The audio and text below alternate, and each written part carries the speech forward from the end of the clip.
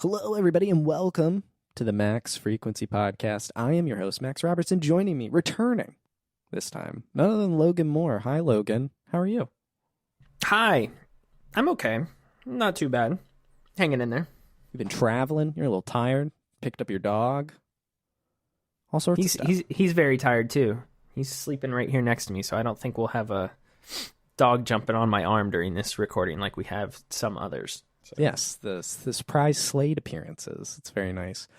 Logan, you're back for our annual special. Our annual E3 predictions, summer game event predictions. It feels even worse to call it E3 predictions these days, now that it's like dead. Yeah, I think that segues into like the first thing I wanted to bring up too. I mean, just we do this every year. We've done this every year for quite a long time, going back to our old show.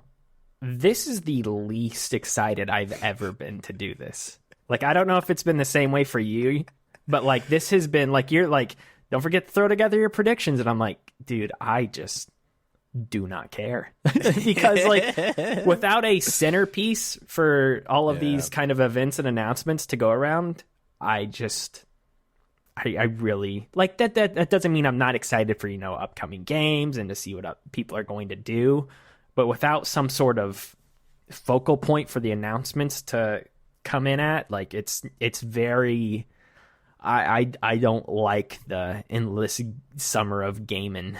Like it is not good. And I know a lot of this stuff has started to congregate more within late May, early June window of whatever the heck, Keighley does and the other companies do, but still, I'm not thrilled this year, to be honest. It's so tough without that key event that, frankly, it's just E3, that 1 week where it's all condensed and everyone's there doing everything. That was the fun part, but just having it be these 3 months and then having Jeff Keighley claim every single announcement as his own Summer Games Fest announcement just is even more exhausting. I still call it E3 in the spirit of the time of year, although the technical event itself is dead in the water. But yeah, it's so hard with everyone kind of scattershot. I mean, right now we only have dates for a couple of events. We don't, but previously E3's happening the week of June 5th through the 9th. So that means all the conferences around it. And it's on the calendar so far in advance. Like the thing that's been really frustrating this year is, I'm obviously still in the industry. My day job is to write about this stuff. Right. And like, we're trying to figure out if going out to LA to be in person for Keighley-Con is going to be worth our time, but we don't know what games are going to be there, what publishers are going to be there. You go to Jeff's dumb Summer Games website, and he's still got like all the information from 2022 on the website rather than 2023.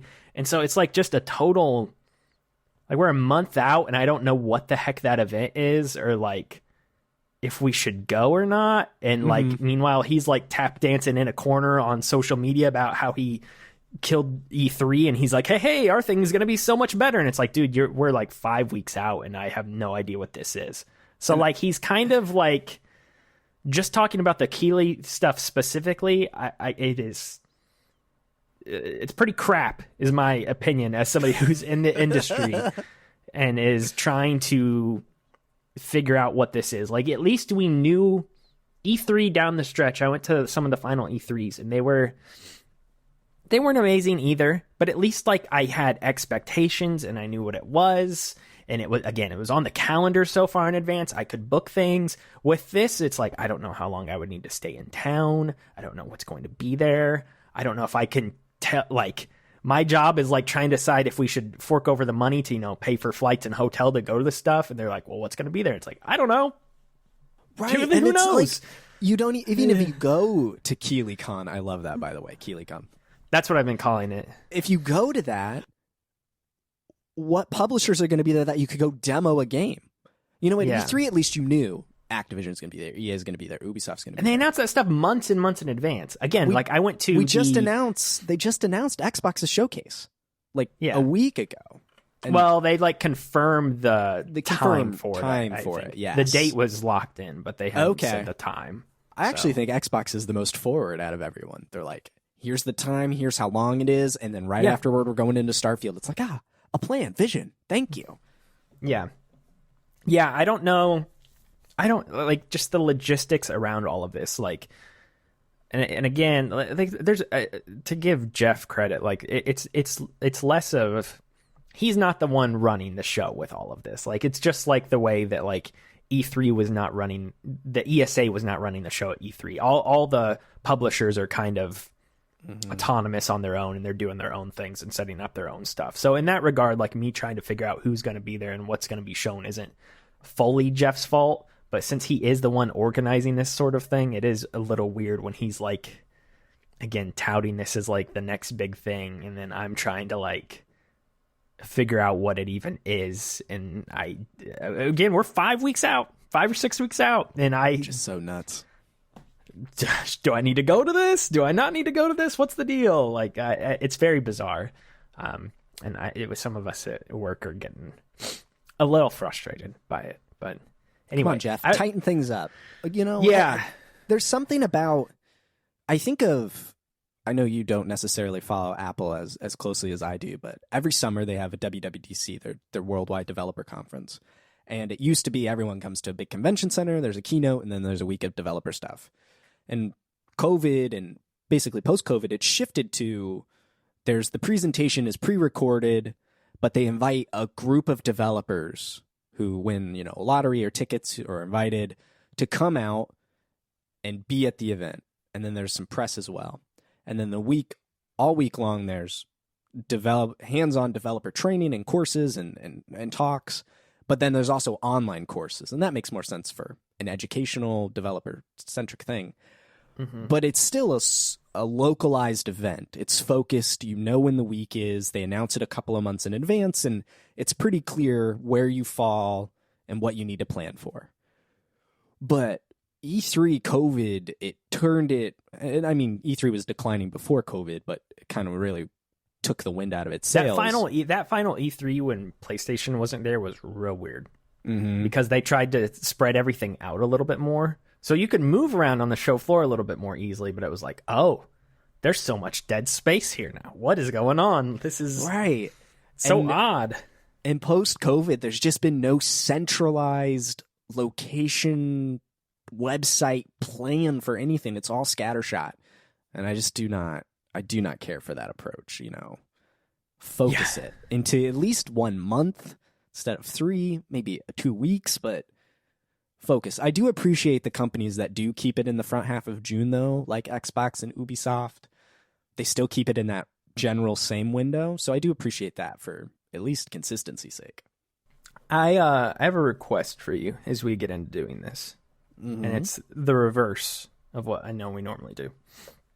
And that is, I want to start with Nintendo, if we can, please. Because I know you always like to tuck them away for last, but I want to, this kind of, if you would like, we can launch right into Nintendo here, and I can give you my first prediction here. Because it kind of deals with what we're talking about here. Okay. Well, before we do that, I wanted to very quickly, just go over what we predicted last year. And from memory, I didn't even double check these, so I'm sure we can remember mostly. But I'm going to go through the list real quick. Last year, E3 2022, Logan's Xbox predictions. Starfield gets a trailer at Summer Games Fest. Gameplay at the Xbox Showcase with no date. I don't remember at all. I know there was... No, wait, was that the summer there was the date? The 11... There was a date, yeah. But I think it was... I feel like the date was announced earlier. I can't remember. Maybe. I don't know. Starfield was probably there. Good job. Yeah. Jedi Survivor gameplay is revealed. That did not happen.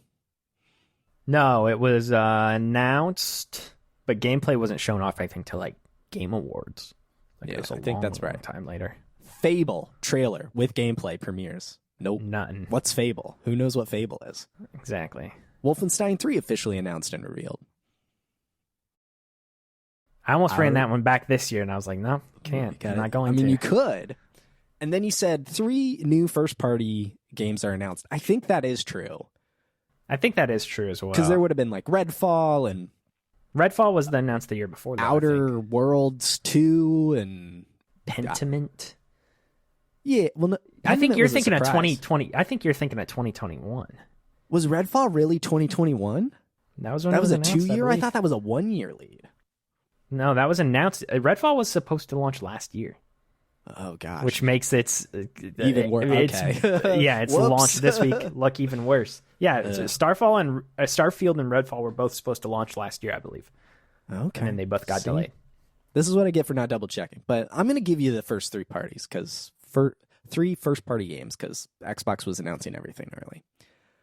I said Avatar: Frontiers of Pandora would be shown off on Xbox stage. Nope. Yeah, where the heck's that? Banjo-Kazooie game announced. Nope. Game Pass streaming stick. Nope. Indiana Jones shown off. Nope. You The can run Last that one Night back. reemerges. I've given up predicting The Last Night. It'll come out when Yeah, it that's comes vapor. out. That's vaporware, in my opinion. God, it's so good looking. At least it's more than Abandoned. You know what I'm saying? At least there was like gameplay footage of it. Abandoned is a screenshot. No, man, there was a demo. The experience. All Yeah. right. PlayStation. God of War Ragnarok gets September 22 launch date. Here, Announced Never mind, before go ahead. June ends. What? What were you going to say? I was gonna say you should announce. You should say what these are before we give our new predictions, if that makes sense. Oh, you mean do this right before? So Yeah, we but would you've have already done you're Xbox. already. But I've into it. already Just started finish. Xbox. Yeah, It's too Yep, late. so The just system's broken. we'll do Rag- Nintendo right before though. So Ragnarok. I don't know. I don't think that happened. What did I say?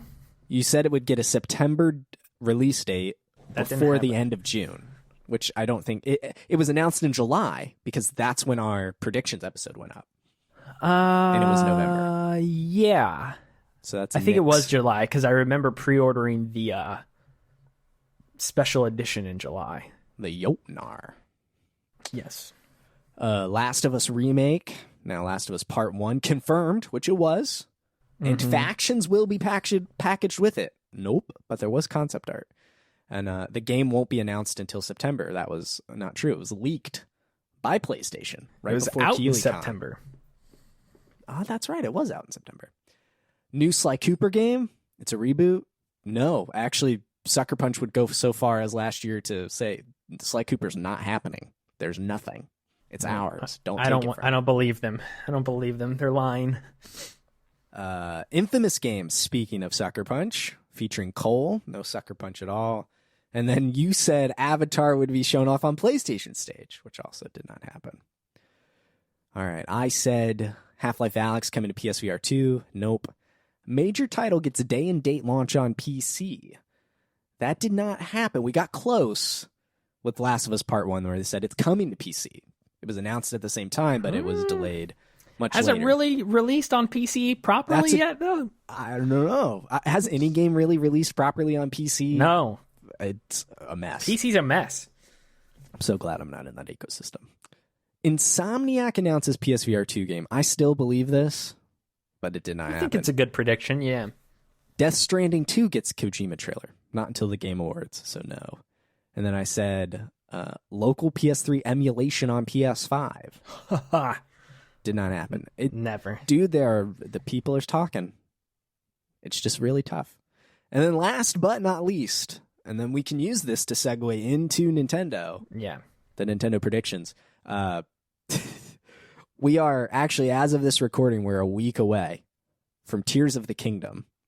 And I say this because Logan's first prediction, the sequel to The Legend of Zelda Breath of the Wild, has gameplay shown off, but still no official title. That's still when we were calling it Breath of the Wild 2 or the sequel. I don't remember when all I that don't remember happened. either way. Bayonetta 3 delayed to 23. That was not true. It did come out last year. Miyamoto reveals first trailer for Super Mario movie. I don't think this happened. Nope, that was like late. That was in the fall. A new remember Donkey that. Kong game is revealed. Didn't happen. Still waiting. Metroid Prime 4 still nowhere to be found. This is a sad one, but it is true. Then I said Bayonetta 3 releases on October 28th. I think you were really close to that. I think I was just like a day a couple days off, I think. I'm pulling it up. It came out on... Oh, it did. It came out on October 28th. Wow. So, Call like, your that's... shot. That's the Yeah. first time I think we've ever had an exact release date prediction right. I pulled that. I remember I was looking at previous Bayonetta releases. I was like, this would be the Friday to do it. This is it. So I got very lucky with that. Mario Kart 8 Deluxe DLC, the next pack was out today.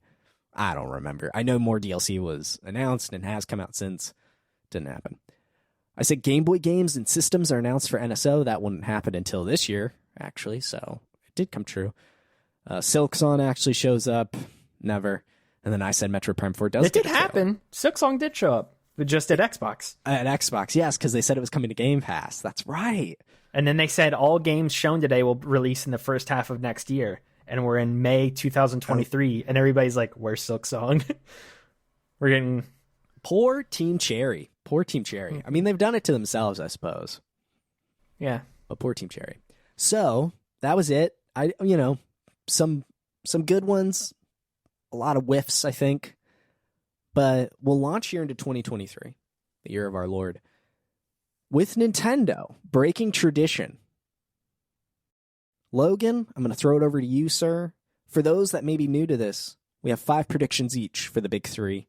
So, Logan, what is your first prediction for Nintendo? All right, so I'm leading off with a classic sort of like almost anti-prediction, which I do sometimes. You do. But this ties in with what we were talking about before. And my prediction is Nintendo ain't going to have nothing all summer. For the first time in forever, Nintendo's got nothing this summer. I firmly believe direct, no major direct, no major showcase of any sorts. They're going to release Zelda. They might do a little thing for Pikmin or something like that. But they are not doing a big old presentation to show what is coming to the Switch. Okay. Nothing. That makes your next 4 predictions for Nintendo very interesting. Yeah, and yes, this is the one I have to go with first for other reasons, because that will then reshape. So yeah, my next 4 predictions, I should stress, are just broad. This will happen at some point this year, because I do not think they're going to have anything big to announce this summer, because, I mean, before E3 even dissolved, Nintendo had pulled out, and supposedly the reason was they just straight up don't have anything. It's here's Zelda, and that's it. That is their year in some senses. And they'll still have some stuff releasing later this year, and I have some predictions of what some of those things could be. Okay. But, I mean, I think the Switch is done. I think this is the final year for Switch. I think Zelda is the swan song of the console, but I do not think this summer is... I think this summer is too early for them to talk about what's next. So they're just going to punt on summer announcements. Okay. And it'll drive everybody insane because they do this.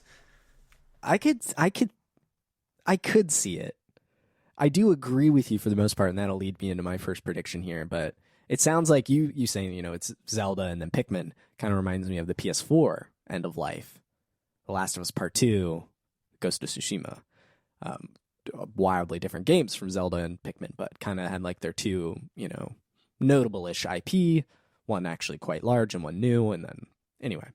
Because, I mean, is there anything else that I'm missing that, I know they're still releasing, DLC for Mario Kart and stuff like that, but otherwise it's there's nothing else they have announced that is coming out after Pikmin that I can think of. And usually in their first direct of the year, they kind of outlined the whole year in some sense, and they didn't even do that this year. So you're not wrong. I just don't think there's anything. It is end of life. It definitely is end of life for Switch. Switch 1, whatever they're gonna move on. They're working on a lot of stuff. I just think they're saving those announcements for when they show off their next hardware. So I agree, and that'll kick off my first prediction, which is I'm leaning into 2 rumors in one.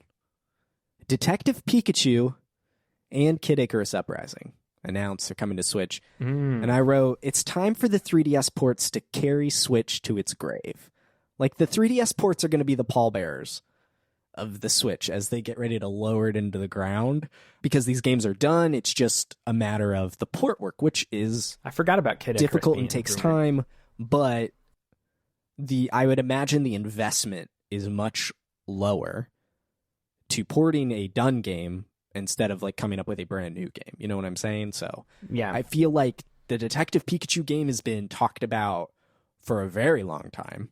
And then the Kid Icarus Uprising rumors are just swirling and swirling. So there's like a couple things out in the ether that have been like rumored to come to Switch for a long time. Like, I don't know if this is, I don't have any of these written down, but like I know like the Zelda remasters have been a thing.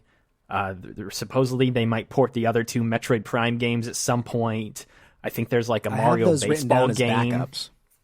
There's like a Mario baseball game I think they might announce, which could be like another like end of life Switch game. But again, they've been doing I think they've done like every new Mario sports game this gen. Like they brought back soccer, tennis, golf, tennis, soccer, basketball. Like they do basketball. Where's Mario basketball Hoops was 3 on only 3, ever, baby? Yeah, that was only ever on DS that one time. Well, they made cameos in that NBA Street game on the GameCube. Sure, but Mario Hoops 3 on 3, the Mario. Yeah, the Mario. That's made by Square Enix anyway. This, I mean, I'll segue. I had something else up, but I'll segue what you have said into my next one, which is, yes, I do think remasters will carry this to the end of its life cycle. And another recent rumor we had recently, I feel like we've predicted this in previous years, but screw it. This is the year. Paper Mario Thousand Year Door Remaster launches in late 2023. I think it's finally time. Baby, if they're not going to give people GameCube games on Switch Online, which seems unlikely, I think it just makes sense to remaster a couple of the games that people want the most from that era. So this has been rumored for a while, right? Intelligent Systems. There was like a larger rumor tied to it like earlier this year. Like I think a pretty reputable like insider said like, oh no, like that's like actually happening now. We'll see if it does. I don't know, but like I think a couple months ago that was like popping up again. It'd be the game, right? Like one of the great GameCube classics to bring forward. It's entirely inaccessible. It's only on the GameCube. There was never a Wii version. There's never been Virtual Console for GameCube. There's a lot of classics on the GameCube that are just stuck. They keep showing that they want to do more and more with Paper Mario. I mean, Paper Mario is a series that they've done something with on pretty much every Nintendo platform over the past 20 years. And we haven't. So I think if they bring that one back and it does super well, maybe it could convince them like, hey, maybe we should do another RPG actually style one of these games for once, especially since like the Mario and Luigi games are dead now. Like they aren't doing any Mario RPGs now at all, to my knowledge. I mean, other than like Mario and Rabbids, but that's like a strategy game more than anything. Yeah. So, and what was I gonna say? I just had Origami King, Ghost of Tsushima launched on the same day, so we haven't seen Paper Mario in. Was that 2020? That was 2020, yeah. Yeah, so we haven't seen Paper Mario in about 3 years. So it's almost kind of time for one, and porting, obviously, remastering, one of the best. And they just saw it's great just success. Free money. Yeah, it's free money. They just saw great success remastering Metroid Prime, another GameCube classic. So they could really do a lot. I do hope they don't remaster it in the sense of like that actual construction paper style that is an Origami King. Like I want that. Just keep it the way it like looks. I think that would be too much work. That's entering like remake territory if you're changing. I don't want that. Too much of that. But I know like in Prime they redid the assets and stuff. So I just make it look really, really nice, run really, really well. It's really easy stuff. It's free money. But it has to sell for it to be the free money. I'll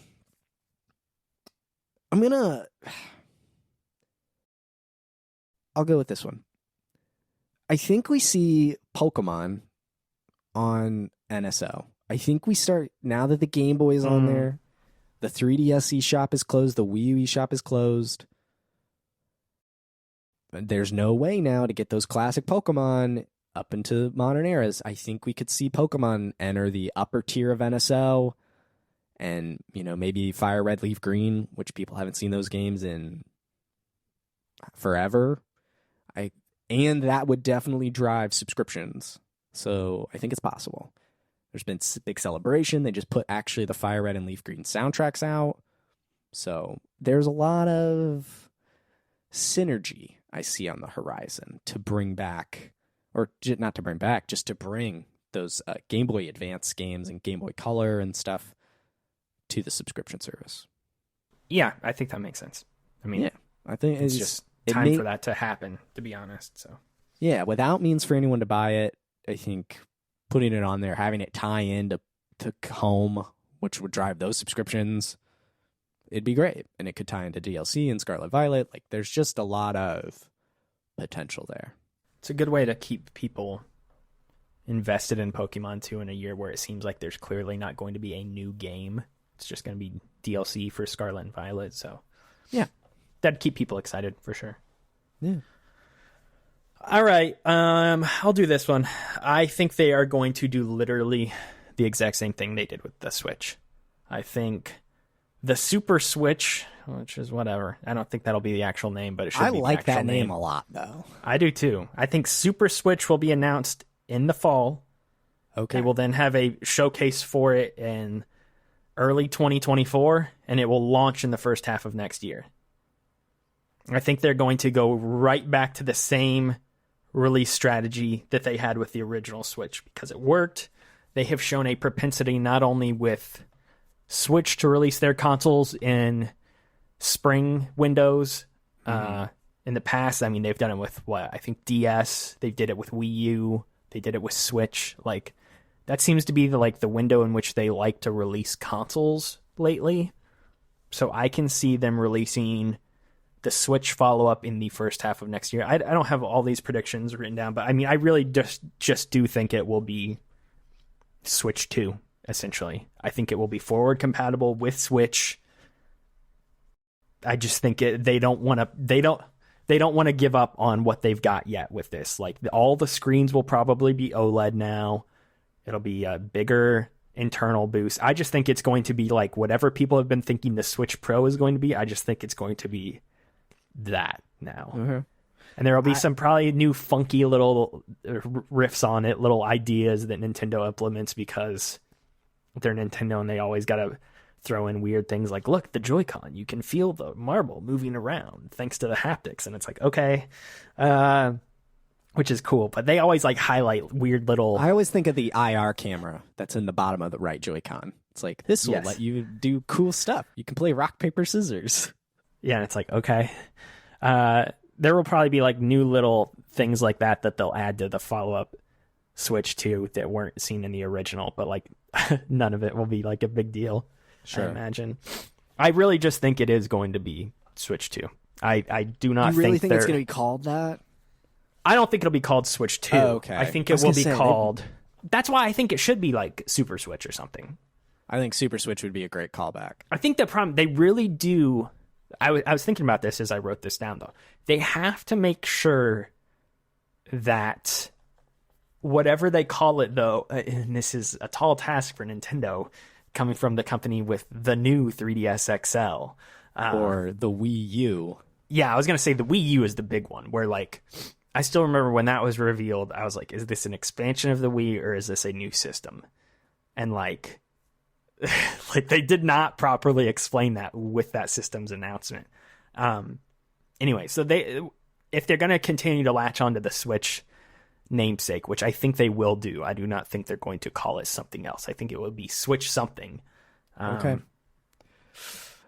I get it from a brand perspective of wanting to keep continuity, right? Nintendo DS, Nintendo 3DS, NES, Super NES. DS and 3DS is probably the best little jump transition they've ever made between two systems that are similar. And then but then you've got Wii and Wii U, and then there's 3DS, new 3DS, XL. There was the DSi. Never forget the DSi. So they have, bright spots and low points, I guess. So highs and lows. Well, Game Boy to Game Boy Advance, just make it something simple like that. Yes, that would be Nintendo great. Nintendo Entertainment System, Super Nintendo Entertainment System. Just do a very simple tweak on the Switch name, Super Switch, Switch Advance, something like that, where it makes it clear that this is the next iteration.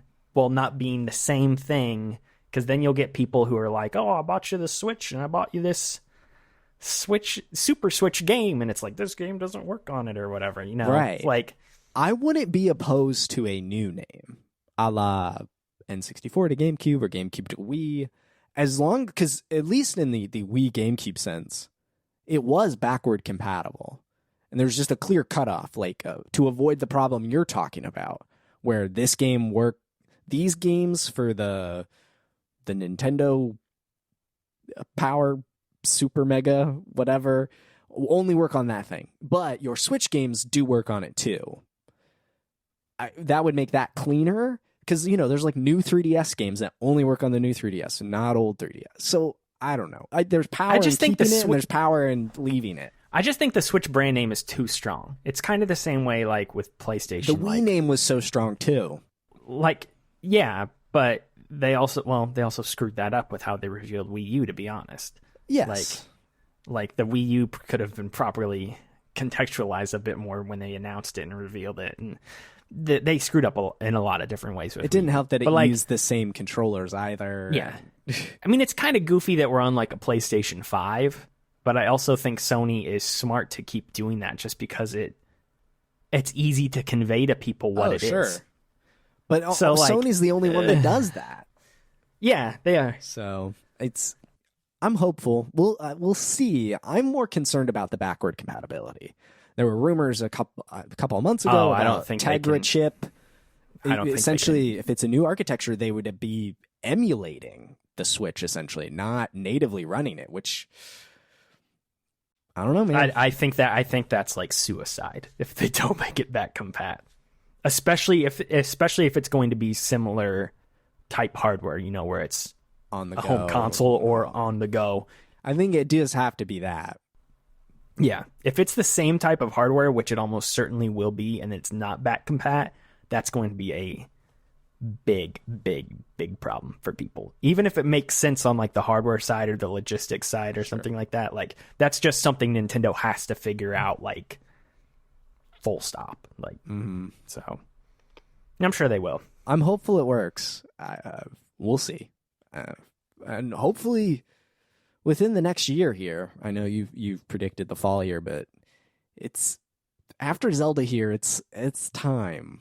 Like, it's really time, Nintendo. So hopefully, you know, I think their earnings probably are coming up soon. So that's when the NX was announced, right? It was in an earnings kind of report meeting over in Japan. So I don't think they would do that maybe at this one, but perhaps the next one. Who knows? We'll see. But I mean, this is their, if I'm correct, I can't remember how their fiscal year is structured, but if they're on a fiscal year where it goes March to March or April to March, then this would be the start of their fiscal year, and this is when they would say things like that. Mm-hmm.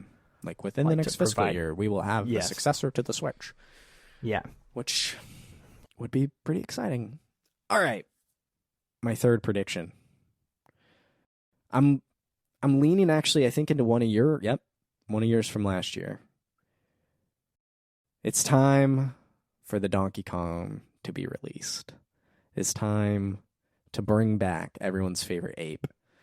I think we see that game has been rumored forever. I don't know if it's gone between 2D and 3D, but there's only one Donkey Kong game on the Switch. It's Tropical Freeze, and it's one of the best 2D platformers ever made, but it's a Wii U game.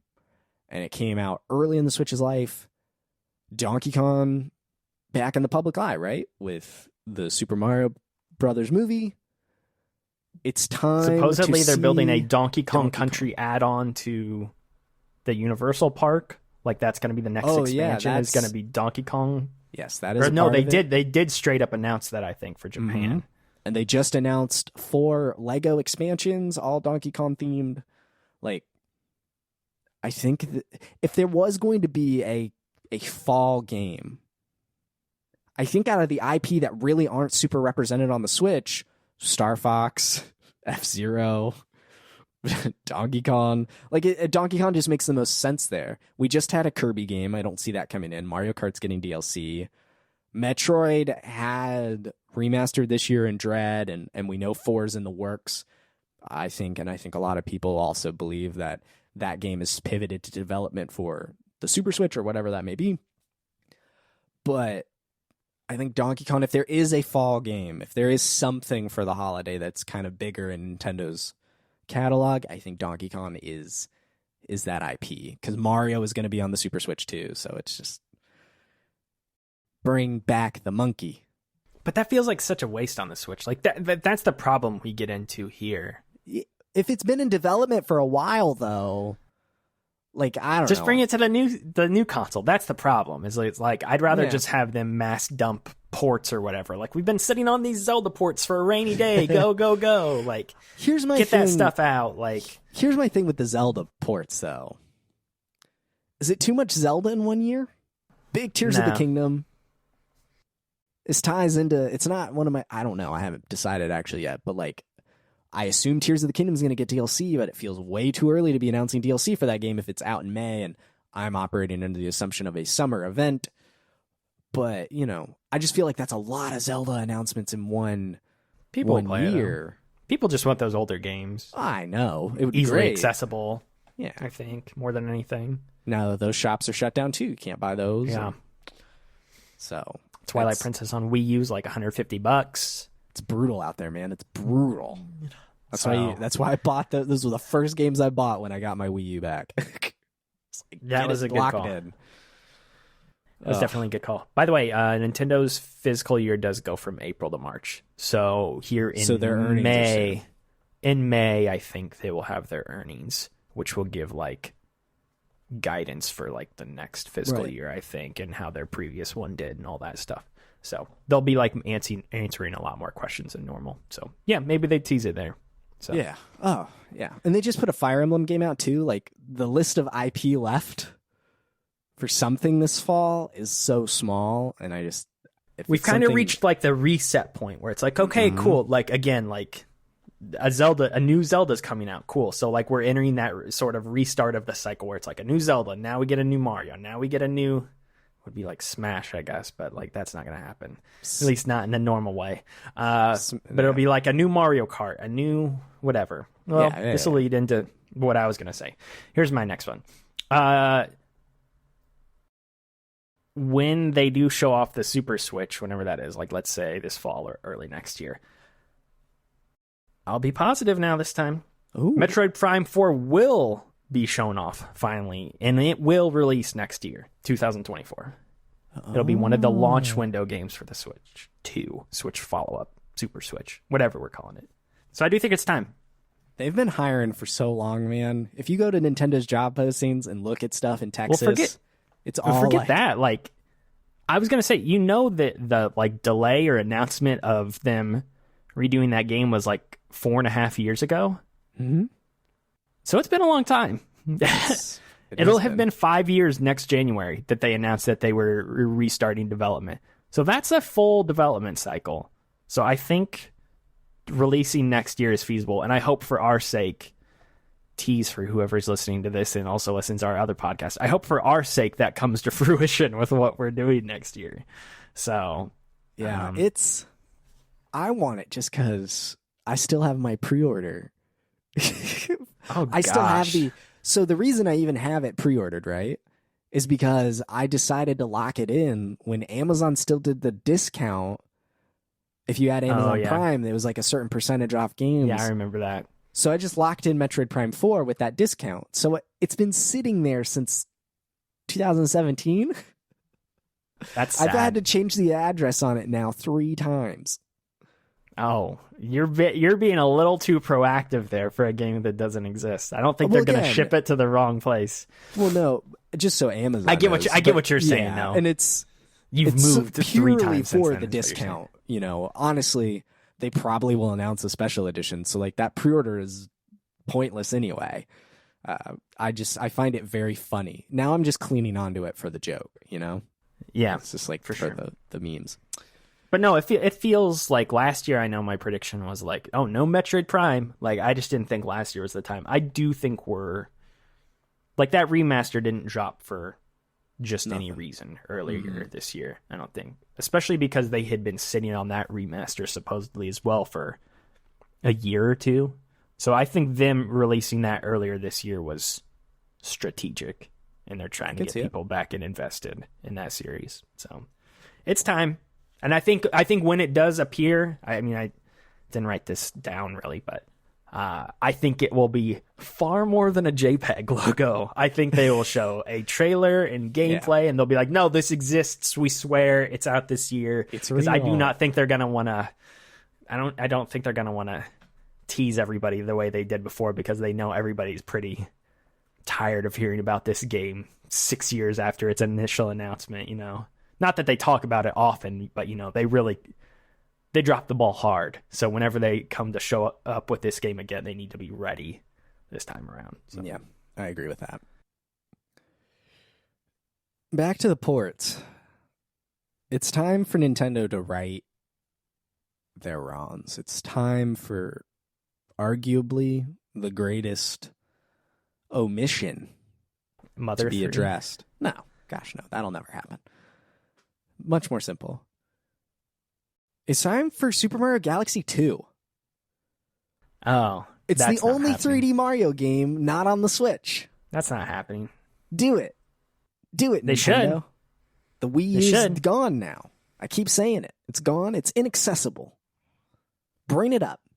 They got the collection. They got the NSOs. They don't have the collection.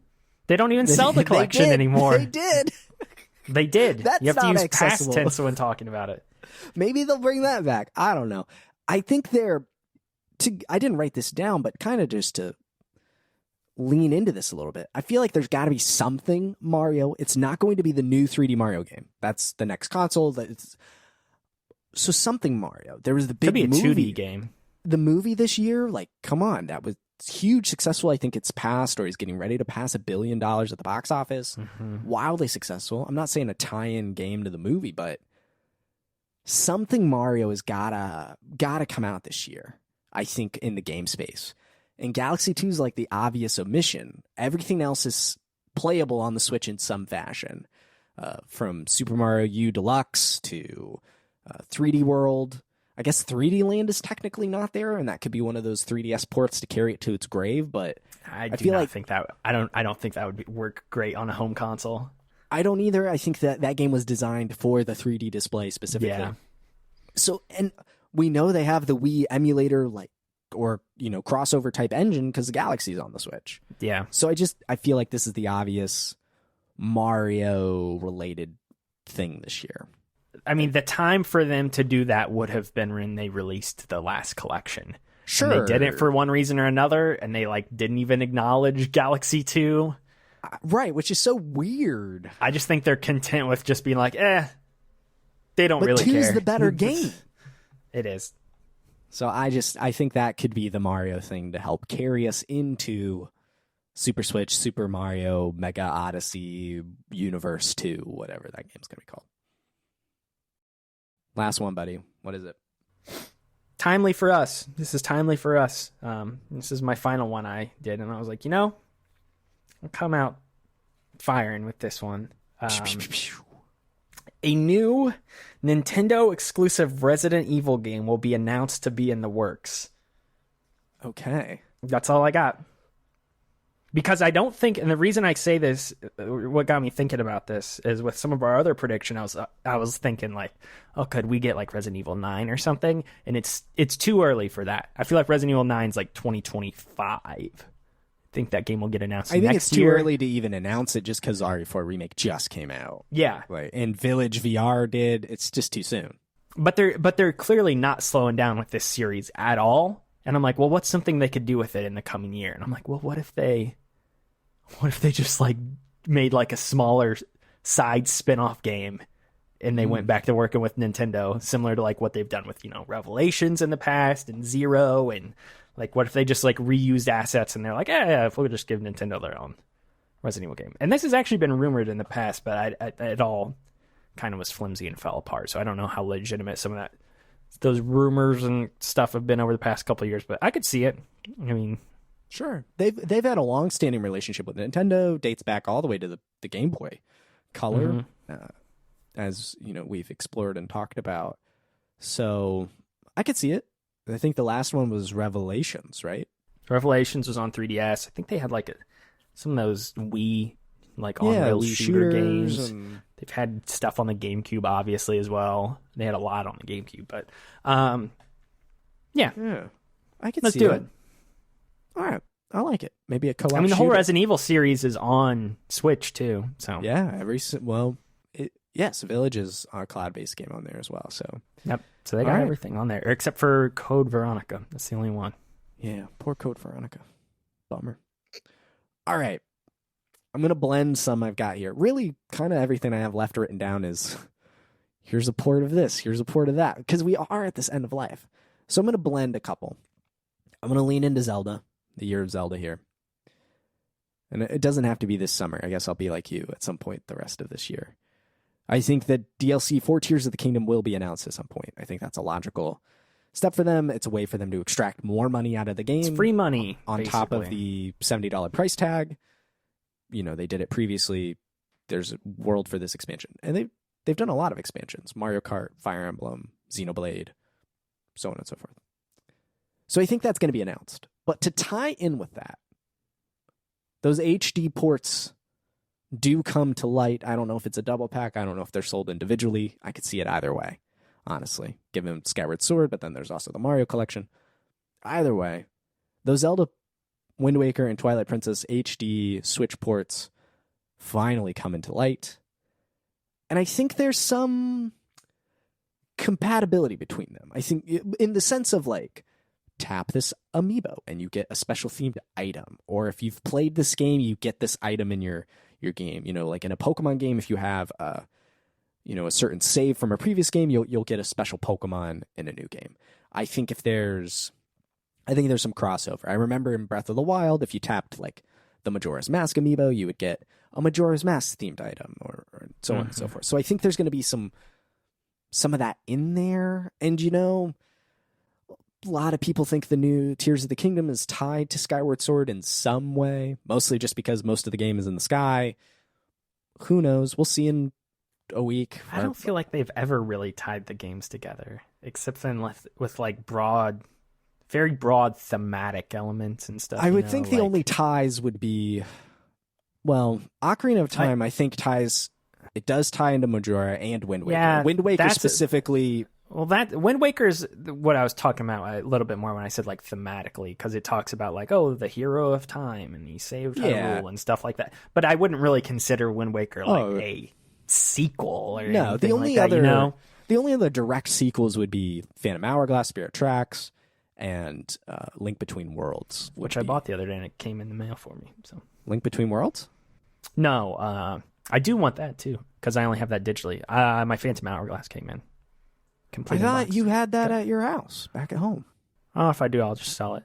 Okay, all right. The version that I found too good for deals, like $30. I was like, complete a box. Mm-hmm. What? Yep. Dang, man, that's a scoop. That's a steal. Mm-hmm. This guy out here, highway robbery. Mm-hmm. I was like, I gotta jump on it. I don't think I still have it. I think I want to say that I still the other one. So I still remember buying that game. I was so excited for it. So excited. I love it so much. I know it's not looked upon. It's not looked upon fondly, but I love it very, very I kind of much. want to try Spirit Tracks because I know it's so wild. You ride a train. Mm-hmm. Zelda's in a suit of armor. Yeah, it's the only game where Zelda is technically a playable character. So. But even then, she's playable as giant suit of armor knight. Mm-hmm. So, yeah, it's good stuff. That was like me when I snagged my semi-okay deal on Spirit Tracks a couple of months ago. So, anyway, I think there's going to be some crossover there between Zelda and the DLCs and the remakes, and again, kind of maybe pad out the end of the year with the promise of new stuff to come. So I think that's going to do it. But that's going to wrap up our, what do you call it? Our Nintendo predictions there. Let's move on to Xbox. I'll save my other favorite for last then. So we'll bounce up here to Xbox. Phil Spencer, Matt Booty. I forget that other guy's name. Greenberg something, right? Aaron Greenberg? Yeah, he's just like their comms and PR guy, though. I thought he did like ID at Xbox. Is that incorrect? Yeah, maybe. I mean, he don't know. does stuff, but he's more just kind of like Those are the people I think of at Xbox, like the faces of it, at least. The ones. no that speak Major up. Nelson. Major Nelson, of course. I forget about him sometimes. But He's like a community end guy though. He's like an OG, man. He's been around forever. I love it. I kind of love the longevity of it. So Yeah, Major everybody else is turned over there at Xbox at one point or another, it seems like, and he's still kicking on. Gonna be honest though, this isn't a prediction, but I'll just come out and say this. I feel like Matt Booty needs to lose his job at some point soon if they don't turn things around. Because Sorry, Matt Booty, I didn't mean to. I mean, I think Phil's still doing what he can, but I think a lot of their shortcomings lately with their games falls squarely on Booty's shoulders. Like, at what point do you have to start, like... I think we're slowly seeing it with, like, 343 and stuff like that. And, Oh, my gosh. like, heads are rolling over there. And a lot of people are, like, claiming that they've left the company on their own terms. And, you know, maybe they have. I don't know. But, like, you can't deny that, like, Infinite bombed. And then the head of the studio left. One of the heads of the IP left. Like, a bunch of big bad name people. over there. It's a bunch of well, I don't know if I would say it's bad. I'd say it's good. Like, if that game sucked, then yeah, you need to. And it's like the third game in a row that was underperforming because they had 4, which was not horrible, but a lot of people. 4 is not a favorite in the series by any means. No. Master Chief Collection bombed at launch. 5 was solid in some areas. Collection. They did, and it's good now. And but it was horrible at launch. 5's multiplayer was good. The campaign was terrible. Like the inverse on Infinite, I think the campaign was pretty good, but the multiplayer just no depth to it at all, missing features. Like at some point it has to be like, cool, you're coming up short on every single one of these launches for our biggest franchise, so it's time to clean house. And sure. Because I think, off the top of my head, I don't know if any of these names mean anything to you. But like, I know Bonnie Ross left the studio. Yeah. I know Frank O'Connor left the studio. I think Kiki Wolfkill left the studio. Joseph Staten left the studio. That is the one I think was on his own terms, though, because Netflix dumped a bucket of money in his lap, and he's like, well, I gotta go. And I think Staten is like one of the good guys that they should have kept if they could have afforded to retain him, because he clearly knows what he's doing. He's a Bungie OG. I mean, some of these other people are Bungie OGs, but he is like one of the Halo OGs. That guy knows what he is doing. Mm-hmm. It's like, I don't know. We could get into a whole thing about Microsoft and Xbox and some of their problems, because I think Microsoft's structure is somewhat to blame for this as well, with like how they hire contractors and stuff like that constantly. 343 it's so big, and then it's bolstered by so many contractors, which I think is the turnover on that is then you bring in new contractors and they've got to learn where the last one's left off. Well, they got to learn a proprietary game engine too, like, because it's not like they're working with Unreal or whatever. You know, they announced that, right? They're pivoting to Unreal, right? I think or I don't know if they announced it properly. I think that is like the rumor or report or whatever. Maybe they did announce it properly, though. Jason Schreier wrote about it over at Bloomberg. Okay, well then it's probably accurate. Probably. I wrote, but yeah, because I did write about this. I don't think they ever said anything like flat out about it, because that would be pretty damning for them to like put up a blog post and be like, we're abandoning our game engine. You know, like that would be horrible. It would be bad, because it's also, at least if reports are to be believed, it's one of the most expensive game engines ever made. Like Microsoft, and you can see like it's real pretty. Like there's some like awesome. When it worked well, it was like, dang, this is pretty sleek game engine they've crafted here. But like, just not enough. Anyway, yeah, Matt Booty should probably lose his job. That's to come full circle. Anyway, your first Xbox prediction proper, sir. I don't like any of my predictions for this. Like, there's a lot I could predict, but it's just like, just to kind of end cap the previous little conversation here. I'm tired of Xbox. Like, they need to put up or shut up. I have been so patient. I wrote about this today.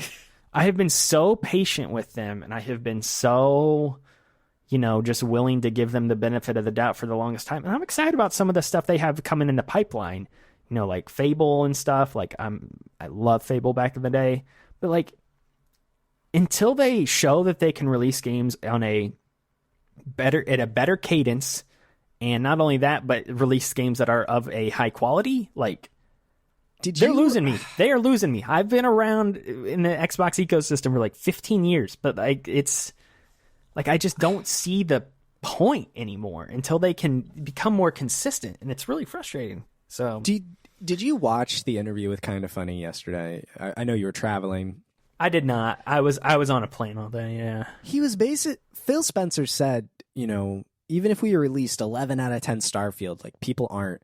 He's basically essentially saying like great games won't turn the console war around. Like it's not going to make the deficit up.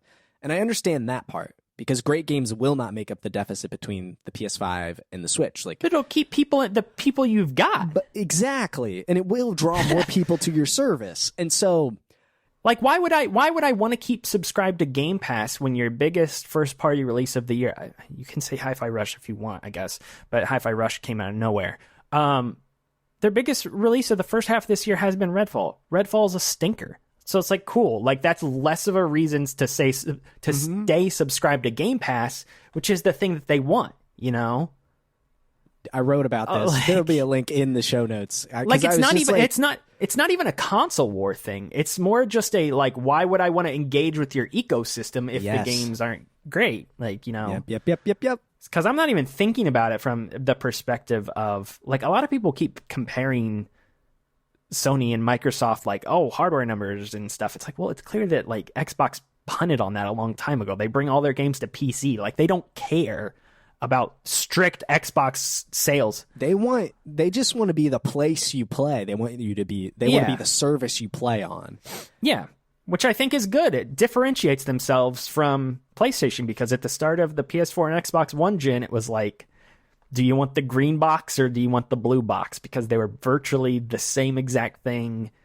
They were trying to compete with each other so directly that it was hard to know like how they were even different. And I think Xbox is at least differentiating themselves now enough to where they are offering greatly different things, and I like that. Yeah. But yeah, you got to release good games. Just great games, and that like Redfall has put even more pressure on Starfield. Dude, like Starfield has to be, I mean, Starfield's got to be like the second coming at this point almost. Like I think the thing that's been, I know we still haven't done a prediction, but the thing that's been frustrating too is like what's been annoying is the past year, the entire conversation around Xbox has just been this stupid Activision acquisition. Oh, yeah.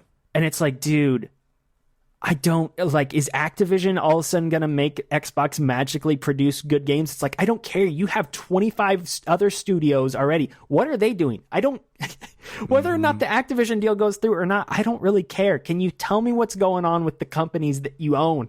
What are they doing? Like, I know they've revealed a lot of things over the past couple of years, and we can predict some. In fact, I'll segue this into my first prediction right now. I think within the coming month, I think we will finally see more of Avowed and State of Decay 3. I think those are going to be two of the two. That's Obsidian, right? Yeah. That's their big RPG game. Yeah. I think we're going to finally see more of those two. I'm predicting no show on Fable this time, which is the reverse of what I predicted last year. It's starting to seem like Fable's really far away, which is disappointing.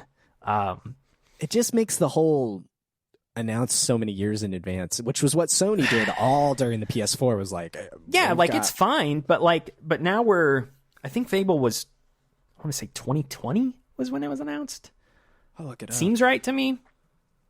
So yeah, we're just getting so far removed from some of these announcements. And yeah, you're right. Like PlayStation did the same thing, but PlayStation would then at least, come out and show those things within a span of 2 to 3 years. Fable, everything you read about it, it's like some people are saying that game's not even going to release until like the final year of the hardware cycle. So I don't know. It was announced in 2020 at their so it was the COVID year, but there were leaks about it in 2019. Yeah. actually at E3 2019 there were leaks, but it was formally announced in July of 2020. So it's been a while, and I get that Playground, I won't say entirely new type of game for them because they do make huge open world games just with cars instead of people. But it is a different game as far as mechanics, gameplay loop. I mean, you got to hire design and stuff. Huge story and writing teams too that they don't have, or I would imagine they don't have. You're telling me the lore of Forza Motorsport Horizon 5 or whatever isn't deep for you? Yeah. So like they've had to staff up in different ways, and that all makes sense. I think it's just Fable is in some ways I understand it, and this isn't a problem tied specifically to Xbox. We've been getting a lot of game announcements lately where trailers and teasers are shown off as ways of like trying to entice talent to come work for you. Like we've seen this with I know Quantic Dream's Star Wars game was like another instance of that, where like they showed that game off and supposedly they had like nothing really done with it other than the trailer.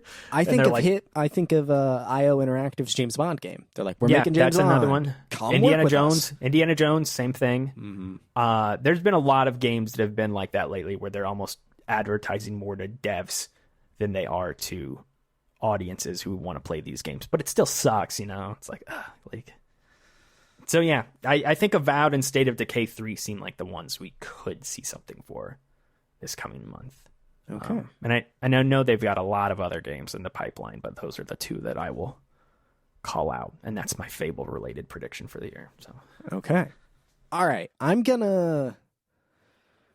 you mentioned it, so I'm gonna jump into this, and I made this last year as well, and I apologize, but this one is purely based off corporate synergy. Wolfenstein? No. Oh, Indiana Jones. I understand that game is early, probably still, but with the movie out literally at the end of the month of the showcase, I feel like just seeing something from the game, it can be a CG trailer. They could get Harrison Ford to show up in the Xbox event. Just like Keanu Reeves. Here's the first trailer for Indiana Jones and the Whip of... the Whip of Wisdom. Chemotep. The Whip of Wisdom. There you go. I'm not asking for gameplay like I have in the past. I'm not asking for release date or anything. I just think because of the movie, we will hear something about the Indiana Jones game for Xbox from Machine Games. Sense. So there's your Wolfenstein kind of tie-in, because Machine Games did or does Wolfenstein, right? With id? Yeah. Okay. Yeah. I thought that was right. So that's my first one. A repeat from last year, but I'll keep it. That's the only repeat from last year I'll have. Here's a weird one, or maybe not a weird one. But here's where I'm going to slot this one. In a continuing attempt to entice Japanese audiences, and kind of similar to what they did last year, Persona 3 Remake will be announced at Xbox's showcase. Oh. Ooh, because that's That's percolating out there, and we know it seems like that's definitely happening. I'm thinking they could entice Atlas to show it off at their event, assuming it's coming to Xbox platforms. But well, given the fact that 5 finally came out and 3 portable, 5, 3, and 4. Yeah. And Sega and Xbox have a good relationship between the Yakuza games and Sonic and, all the Sega stuff. I could see that. I could see them throwing a lot of Game Pass money in, because those games did come to Game Pass. Mm-hmm. Be like, hey, show it off here. Show it off for us. Granted, it will come to the other platforms. I don't think Sega would have an exclusivity deal there. But I just think that's where the announcement, I think, would be pretty cool. And to be able to say, hey, it's coming to Game Pass, that could be good. I just think that's where the announcement could happen. It's either there or Keighley-Con. So yeah. Okay, I like it. All right, I'm gonna lean on one that I've had in previous years. It wasn't last year, but it's honestly one of the Xbox first party, the Xbox Studios games I am most curious about and actually want to play. Perfect Dark, man, it's time. It's time for gameplay. Is it? It is, man. That game has been in development forever. The Coalition is probably bleeding money. They've brought It's a Coalition. It's Oh, I'm sorry. It's not the Coalition. Coalition. It's what is it? It's a C word. Is it a C? Yes, Not the it C starts with word. a C, man. It's not the Coalition. Coalition. Coalition's Gears. I'm gonna look it up. But they've brought in those Square Enix teams to help support it, which sounds really bad. I don't know. It's time, man. Perfect Dark is just like a thing lingering, and I just want it done. What is that studio's name? It's not Compulsion. Compulsion's the other one. The Initiative. What? All right, I didn't have Crystal seen it at all. Dynamics is a support team on it. All right, the Initiative. It is time, man. Bring it on. Bring on Perfect Dark. I want to see it. It's not because I have love of the original Perfect Dark. I've never played the original Perfect Dark, but it seems like my kind of game. And for Xbox to be making like a game that I would like to play, really enticing to me. It was announced nearly 3 years ago. Yeah, it's time, man. Come on. Show it off. I don't even need a date, but like it's time to see it. Actually running, playing the whole kit and caboodle. Would you like to just for fun here, would you like to go through a full list of all of the games that they have coming out that they have said nothing about in the past however many years? Or actually just I looked up earlier like upcoming Xbox Studios games because this is the company I'm least familiar with as far as their lineup and things, so I did look at some stuff. But yeah, let's run the list. Here's all the games. Well, we've got Forza 8, which is coming out this year. Yeah, so I'm not really going to count that. They keep talking about that too. There's good. Avowed. Okay. There's Everwild, which who knows what the freak is up with that game. Yeah, I have that. There is Contraband, which is a second-party game with Avalanche. I have that written down. There's Fable, Perfect Dark. There is Hellblade 2, which when the freak is that releasing? State of Decay 3, Outer Worlds 2, and then the Kojima game, and then Compulsion's making a game. And a lot of these games have been percolating for a long time, so like when the heck are we going to see them? And those are the ones officially announced, right? Yeah, these are just the ones officially announced. Obviously, they have more than that. Right. But these are all the ones officially announced. So that's 1, 2, 3, 4, 5. That's like a lineup of like 10 games we know about that are coming. Okay. It's kind of like the total opposite of Sony right now, because Sony's only like, we got Spider-Man, and then I don't know, like they're teasing other things, like they just said Horizon 3's like in the works or whatever. Okay, but that was like, also obvious at the end of Horizon 2, and they did say our online Horizon game, so like that's coming, and so the Horizon remake, which feels a little silly. It's gonna be Horizon Mania out here. Here's one for me. Bring it on. id Software will tease its next game, but it's not going to be Doom related.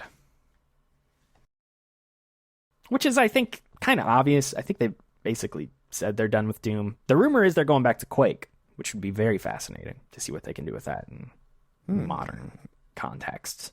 I've never been a Quake guy, but id's great. So, like, sure. I was just wondering where the depth is there. I understand depth from a multiplayer perspective, like the whole multiplayer suite.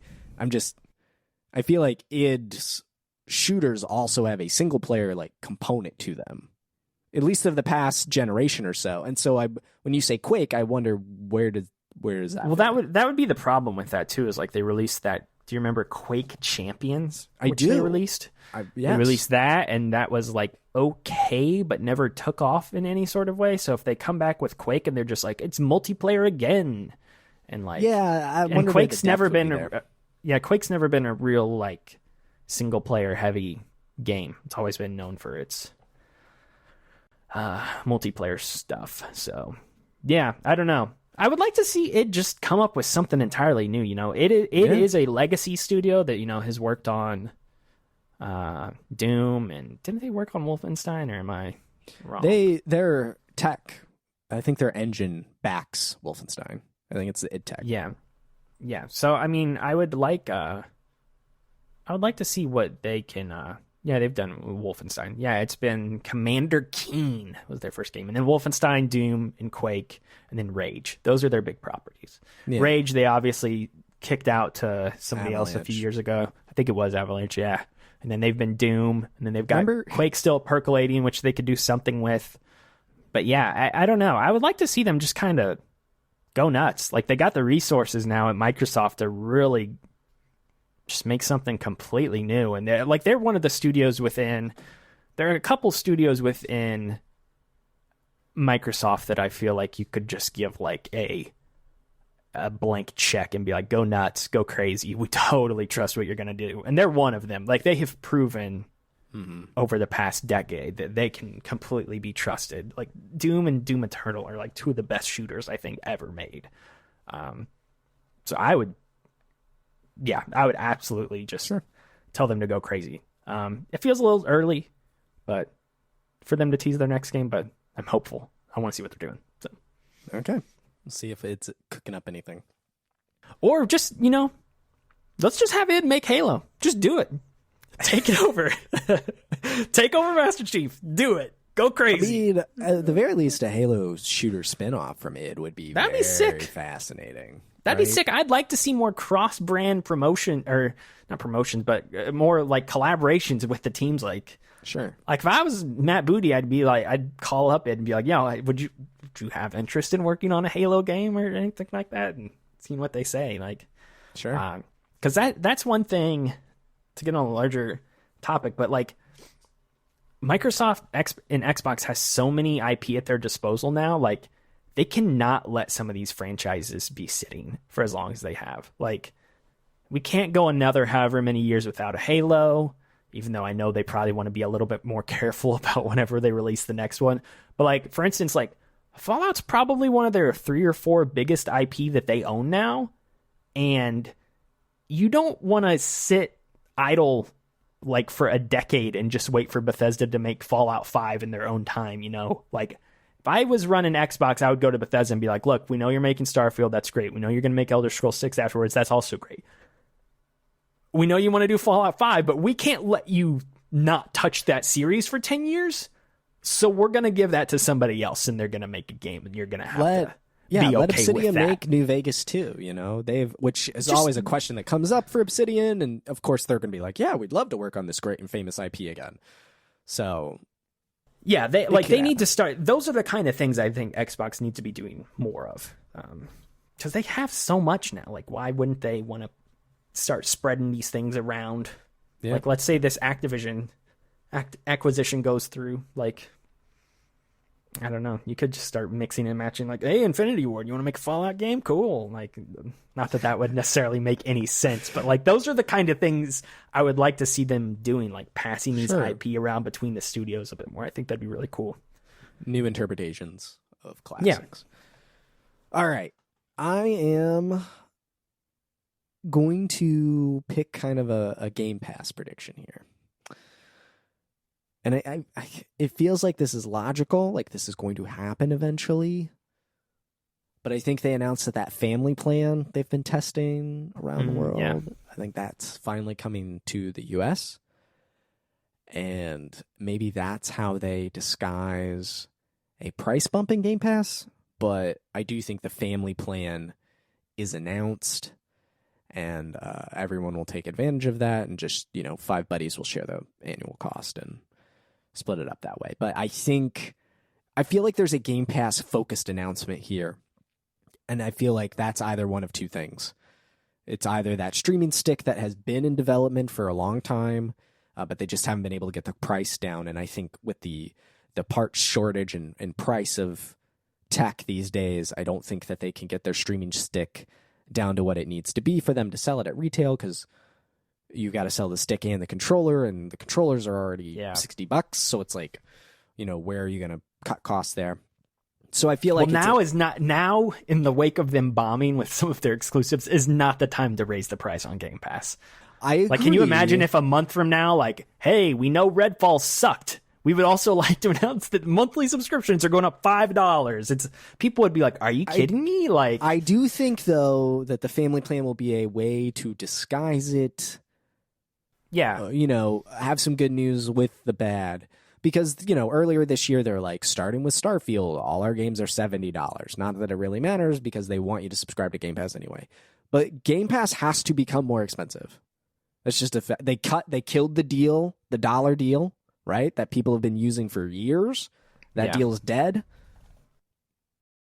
All of this tells me that Game Pass is about to get more expensive. And I think the family plan is a way to smooth that transition.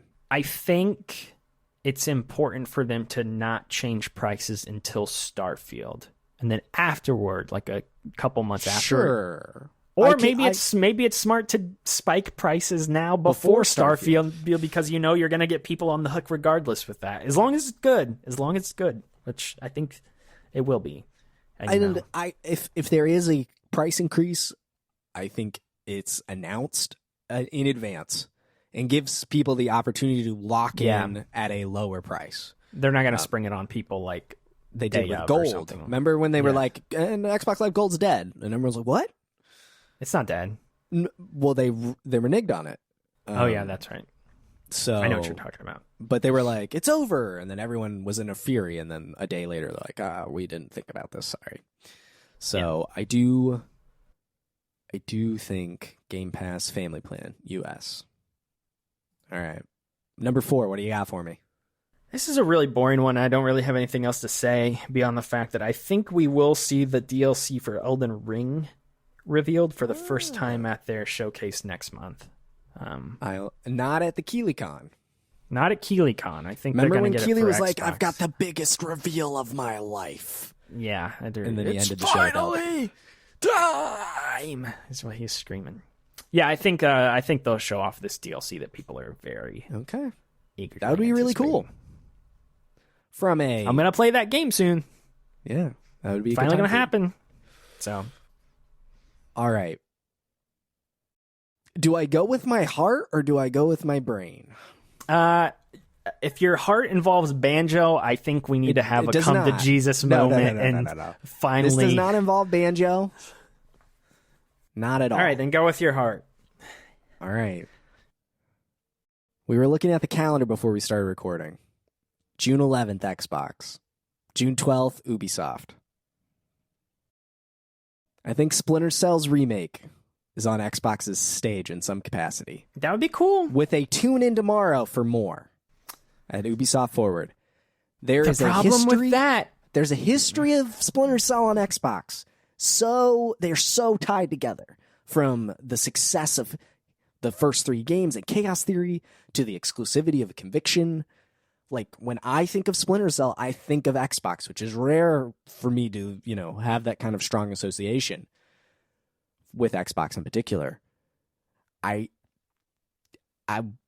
want to see something. I think Xbox could be the place. It would be really cool. So that's my heart. It's my heart prediction. This kind of goes with what we were talking about earlier, though, and that when they announced that game, it was very much a come work at Ubisoft and help us create a Splinter Cell remake. So I think this is very far away, unfortunately. Kind of the Max Payne remakes, too. I think we're the same thing with Remedy, because when they talked about that the other day, they're like, the game's still in pre-production, and it's like, oh my gosh, this is so far off. Like, I think they keep announcing some of these games so that they can entice talent, because imagine if you're a game dev who's like grew up playing Splinter Cell, and then they announce that they're remaking Splinter Cell. Like, you're going to drop everything you're doing and try to go apply and go work there. Okay. So here's how we already crushed my heart. It was only in November that they sat down for the 20th anniversary and showed off like concept art. Yeah. And they are, quote, very early in production. So this is probably just, it's dead. But that was my heart. Okay? So I like it. No, it's good. You're tying together with the 2 of them, things. like, it could just be a trailer, like a concept of like, this is what it used to look like. Just have Michael Ironside show up and say some. Just like, say something. I feel like there's some way they could celebrate Splinter Cell a bit more, Yeah. So, it's dark time for that franchise, man. So. All right, here's my. This one's kind of broad, but kind of specific at the same time. At its showcase next month, Xbox will stealth release its second first-party game of 2023, this time with a title coming from Double Fine. Ooh. So there you go.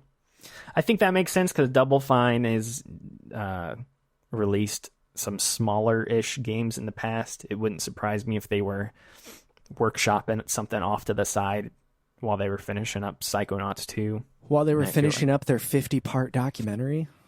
That too. I really want to watch all of that, to be honest with you. I think it was Patrick Klepek in his Star Wars piece where he was saying that his lunch breaks were just watching that, and I was like, ooh, that's a good idea to watch it on your lunch break, because I do want to watch it. I watched the one they did for Broken Age, and it was so good. It was so good. I love when developers make documentaries. I think of the God of War documentaries a lot, The Last of Us. Like, it's a great look. And so to actually have it, and Psychonauts 2 would be so fascinating, from the Figma campaign to being acquired by Microsoft to PlayStation and new consoles, and like, yep. Psychonauts would have so much interesting history, but 50-something parts also sounds like wildly daunting. But I guess a lunch break a day keeps the documentary away. I don't know. So, all right, I like it. My final Xbox prediction. I'm just going to go with my head on this one. I think it's time for the Gears of War collection. In some capacity, Gears of War is going to be there. I wonder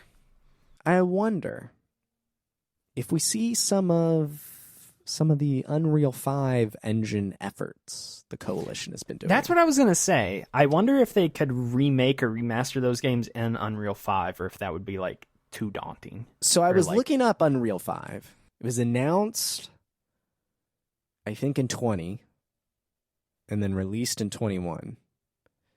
So it's only a few years.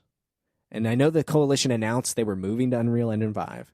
Mm-hmm. But I wonder if, not unlike Metroid Prime 4 in Retro Studios, if to come to grips with the engine, they were like, we're going to remake getting their Gears feet of wet War with 1 or Gears of War 2. I would prefer like 2 or something. That's what they did with Gears 1 last gen, wasn't it? Yes, they did. So I would actually prefer them to remaster or remake a game they haven't touched, like a 2 or a 3. Not that I've played these games or have any preference, but I think maybe this is an opportunity to show off like Unreal Engine 5 tech related to Gears without going, and here's Gears of War 6, which was rumored last year to be their next game after canceling a couple other things. So Gears collection or a remake master of some sort with Unreal Engine 5 sprinkles on top.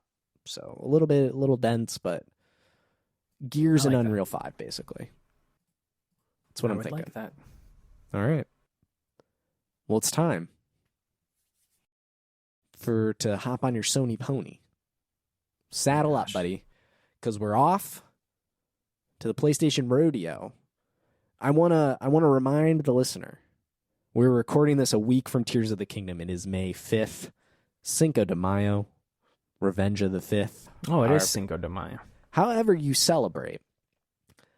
The current rumor is PlayStation is having a showcase for the first time in years at the end of May or the beginning of June. There's no date announced. Who knows? It could not come to pass, but that's where we're at right now with PlayStation. All we know that they have in the pipeline is Spider-Man 2, which is rumored for September release. I believe it, and I definitely think it's the week of Starfield, just to really kind of, quite frankly, in an awesome way. Like, that's just one of those great, like, two consoles battling with their big IP games. Two wildly different games, but still two humongous titles. And Wolverine, which doesn't have a date, rumored to be actually next year. Earlier was, I think Jeff Grubb was reporting that they're aiming for 24 for Wolverine, which is so fast. But that's where we stand right now with PlayStation. And so now I give it to you, Logan, your first PlayStation prediction for the summer.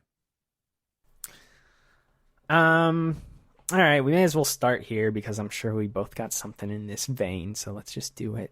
The Last of Us Part 3 will be formally announced. Wow. Very bold.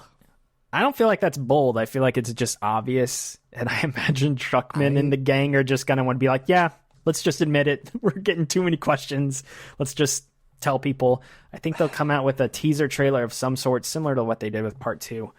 To add a little bit more specifics to this, maybe this is too cliche, but I've been trying to think about this and like what the game could be. My formal prediction is Last of Us Part 3 will be announced. The game, based on the teaser, will center around an older version of Ellie, so we're going to do another time jump, taking care of an adolescent JJ.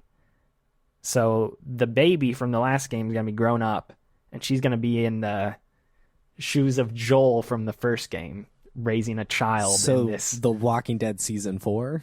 Basically, yeah. Okay. So but her I think and that Dina could be have made amends. To some degree. To some degree, yeah. Or maybe they haven't. And, spoilers for The Last of Us Part 2. Yeah, maybe they haven't. I don't know. I didn't outline how she gets a hold of this child. Okay. I think she will be I think she will try to find redemption via a child. A child. It'll come full circle once again, and then they can write Ellie out, and it'll be a good way to end this. Again, that feels too cliche, though, in some ways. It's a too... But it would make it full circle. And I was the main reason I was thinking of this is, like, Ellie needs, like, some sort of redemptive arc, because she's in a bad spot. Horrible now. She's in a dark spot. So I think the best way to do that is to just lean into her being a mother figure towards this kid that has been introduced. And I imagine that kid is going to have, like, just thinking about the key pieces that they have involved, like, with what they can do in the future. So, and it is Ellie, and I imagine they'll try to do something with Abby, but I don't know what that looks like. So I don't know. So I don't have a Last of Us Part 3 prediction. I do have a Last of Us. I figured you'd have like a factions prediction. But I want to talk about this for a second because I'm me and it's a Naughty Dog. So I don't think they will announce, like, and this is what we're working on next, because they did that in the PS4 generation and it hurt them. Well, for a long time. And they've talked about that. And I just don't think, like, they announced Last was Part 2 so early, and it took the entire console generation for them to get that game out. I think they will announce it when they are ready, and I think it will be a much shorter turnaround for them. I think their focus is this Factions game first. I agree, and I don't think they're going to say much about it. I think it's just going to be confirmation that it's happening because the reports and rumors are out there. Druck's obviously getting asked about it constantly. The 10-year anniversary is in June. I don't think there's a huge harm in just being like, yes, that is our next game. We have told you. We'll tell you more in the future. Like, I don't think there's... Because it's what everybody is assuming already, so there's no reason to keep sitting on it for, like, the next 18 to 24 months. So, like, you may as well just tell everybody and just formally make it clear Naughty Dog is Last of Us Central until further notice. Like... Sure. Just, I could see it. And Druck's been teasing that they've, we've decided our next project. We know what it is. We're working on it. I've still got my day job as a director and a writer. I'm working on a game in addition to the show. He's been upfront about this stuff, so they may as well just writer's room. Like, there's they may as well just go to the next step and just be like, "Yep, it's what we're doing." Okay, now you all can stop asking. We'll tell you more when we tell you more. Thank you. Perhaps I could see it. I will also say, just narratively, I'm interested in the idea, more spoilers for Part 2, more just like moments in it, but I'm kind of interested in this idea of playing at different periods of time, where in Part 2 there's flashbacks and you play through those. And I think there's something there now that we have this Anna cold open from the show, and the Neil has talked about recently, like, we had ideas for these games and these Ellie's parents. It's like, what if you explore that and maybe some of Joel's past? as well, when he was kind of a hunter, a raider.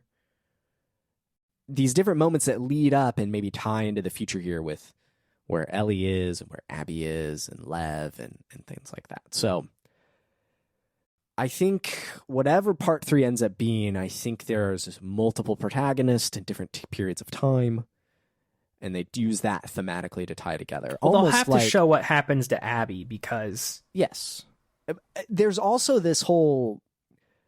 It's almost like this is The Godfather Part 2, where you're going back to Italy, but you're also in the current day, and you're exploring the origins of The Godfather, but where are the Godfathers also now? Like, I think that could be... just as a comparison point for narrative. I know previously it was like, this is our Godfather Part 2. Like, you got to earn the name, but I'm talking more structure here. It's interesting. So, keeping the Last of Us train rolling. Mine is factions related. It's time. We need a name. We need gameplay. I was thinking of that meme, which I think you're the one that informed me it's from the Titanic, but it's been like 84 years, man. This game has been in development. Oh, yeah. This game's been in development since the beginning of Part 2. Yeah. And then it's been splintered off into this huge, ambitious online multiplayer game. I think it's co-op. There's clearly a story mode to this game in some clearly capacity. Live service. Yeah, one of those PlayStation Live service games. It's time. Bring it on. I think that's what Naughty Dog could show off. And I think... they're going to announce that it is coming to PC day and date with the PS5 version. I think PC support is vital for live service games, and I know that The Last of Us Part 1, like we joked about earlier, I was going to say, that would really raise some red flags for some people, I think. I do want to echo Colin Moriarty's kind of read on this, which is he wonders how much of the Part 1 issues are Iron Galaxy versus Naughty Dog. Now, Naughty Dog they also brought... I think it's worth noting, they brought Uncharted to PC, and it was fine, and it was great. And mostly fine. Yes, it had way fewer issues. Absolutely. Looking at like Digital Foundry videos, that's the case. There is wondering, but Naughty Dog, almost like M. Night Shyamalan, is taking all of the credit and like the face value of porting it to PC. And so they have to accept the blame, and it's rough shape, man. It's frankly unacceptable. And that's PC games across the board right now, but as kind of this big premiere game, I think another game, this isn't part of my prediction, but I do think like The Last of Us Part 2 is going to come to PC. I think that's logical. Yeah. 10 years, Part 1 just came out, the TV show just ended, put it on PC. And we could see a PS5 version with that, although that would be just so, oh my gosh, I'm dying over here. But, I could see that also being a part of it. But my main focus here is factions. It's time, man. It's so time. I mean, yeah, and we know that's coming. So yeah, and they've shown concept art. They showed concept art at the Keighley-Con last year. So they've promised as much too, like we will show more later this year, like, so we know it's on the calendar to see more. It's just a matter of, I think it needs to release this year, quite frankly. Yeah, on paper, it definitely. It's been a decade. I think it needs a decade of production, essentially. Yes. That's a long time. I mean, clearly what it is now is different than, yes, I understand. But, like, it's there. At the very least, they've had the nugget of what this is going to be as a goal-wise since, like, 2017 in their hiring video. So that's 6 years, which is still a long time. And they've been staffing up for this for a very, very long time. So, yeah, I think it's out this year, early next, personally. All right. What do you got for me? Marvel's Wolverine won't be shown off at all, but it will be mentioned during Sony's presentation. So, like, they'll talk about it, and they'll be like, oh, hi, I'm Jim Ryan, and we're making Marvel's Wolverine. And, like, they'll mention it, and they'll acknowledge it, but I don't think they're going to want to show it off even a little bit until Spider-Man's out. I agree. I at least agree with they won't show it off until Spider-Man's out. I could even see, though, little Wolverine tease in the game. Maybe. That'd be cool. And I'm talking light tease, like a you go to a bar and there's a cigar there and they talk about a man with metal claws. Like, super light. I'm not a mission, not a cutscene, none of that. Just like yeah, because I mean they've been holding. I think something to keep in mind. I mean, Wolverine will be different because it's gonna completely show off a new IP. So I think there's a desire for them to have a larger reveal for that, like earlier. But with Ragnarok, with Forbidden West, with maybe not as much Forbidden West, with Ragnarok though, and now clearly with Spider-Man, they are holding these gameplay reveals until like pretty close up until launch, because Ragnarok was the same thing. Like, people thought that game was going to get delayed last year, and they're like, we haven't even seen gameplay yet. What's going on? I don't think it's coming this year. No, Sony's just holding this stuff far longer. So I don't think they're going to want to show off Wolverine yet for a multitude of reasons. But yeah, not expecting to see it next month or this month, whenever it is. Gotcha. Okay. Logan, I've been all about corporate synergy. These predictions. It's all Twisted about Metal time. Yes, it's Twisted Metal time. This has been floating around. Not new, but that show's coming. They just put the teaser out. Which is like one of the worst teasers ever, to be totally honest with you. Oh yeah, totally. Real bad. Yeah, it's pretty bad. Super bad. It was just like, hi, I'm Anthony Mackie, and I'm driving a car with guns on it. That needs a more full trailer to like get the true vibe of the show, I think. Yeah. But that show's coming this summer, and this could be the first time that we see true overlap between the show and the game. Now, like, The Last of Us tried to do that with the PC port and the TV show. The Uncharted movie had the remasters. Like, so there's some overlap between the media, you know, and Gran Turismo last year, but the movie's out this year. So things are close, but not quite the same. But this could be the opportunity to actually have things stack up.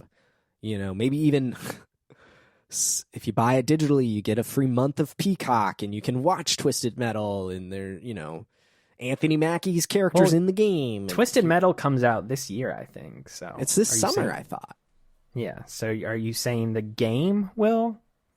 I think it's close-ish. Okay. I don't at all. I think there is a Twisted Metal game, but I don't know if it's close.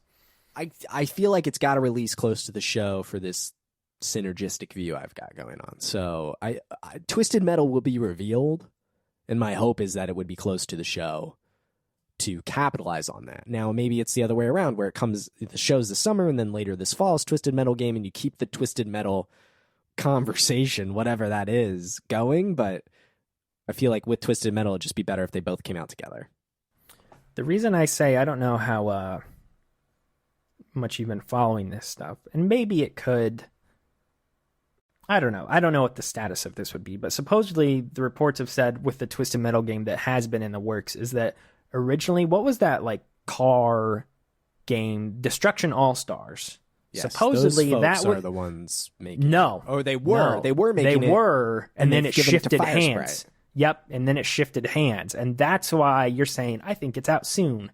I don't think it's out soon because it has shifted hands, kind of a la Metroid Prime 4 here. Now, I don't think it'll take another 5 years of development to do it, but for that game to have shifted hands within the past 18 months, I don't see how they can get that game out, you know, to coincide with the TV show, I guess, like you're suggesting, so close. I could see them revealing it, though. I think that would make sense.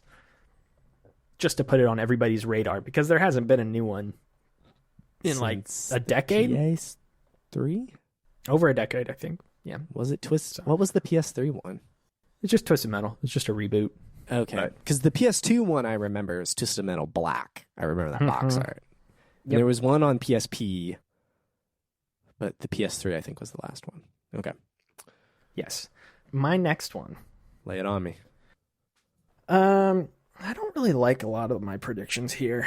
In fact, I think some of these are pretty basic, but again, I don't know. I don't know what to predict to some of these.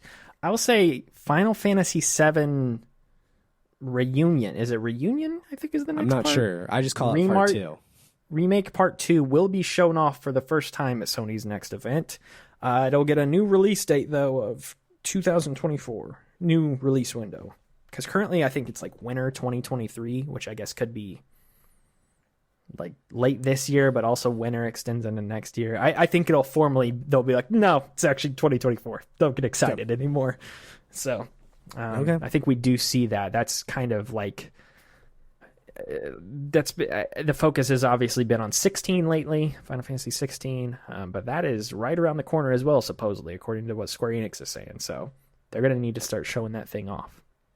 Yeah, and that would be hype. I remember they showed it off the first remake part at a Sony event. Yeah, all the way back in the day. So I could see it. It makes sense. And Sony and Square are tight, super tight. Yes. So it makes a lot of sense. Well, it's a PS5 exclusive too, so there is that. Yes.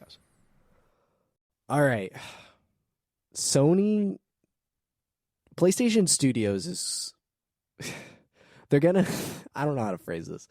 They're going to announce that a PlayStation Studios, a first party, is making a significant PSVR 2 game. Like, there needs to be more major first party support. You better hope so. As someone who owns investor. the headset, yeah, I do hope so. We had Horizon Call of the Mountain. We had Gran Turismo 7, like as a first party initiative side of things. It's a solid way to launch, but there needs to be more. There needs to be some big Sony first party, like show Sony is investing game dev resources into the headset, not just soliciting it from second party and third party relationships, which are great. Those games are cool. Resident Evil, so on and so forth. I know they just had 5 games shown off, but we need some big swing titles. And I'm not saying Alex, I love it, but I'm talking Sony money, big Sony first party money. Asobi feels logical, but Astrobot's not like the big swing, you know? I would love Astrobot, but it's not like, gotta go buy the headset. I've been saying Insomniac for years. They have the experience and the resources. I don't want to say them. I don't know. I don't know. I think there's just show me the money, so to speak. Show me the dedication. So a big first-party Sony PSVR 2 game is going to be revealed, which feels so vague, but I feel like with PSVR 2 right now, vague kind of is all we have. Yeah.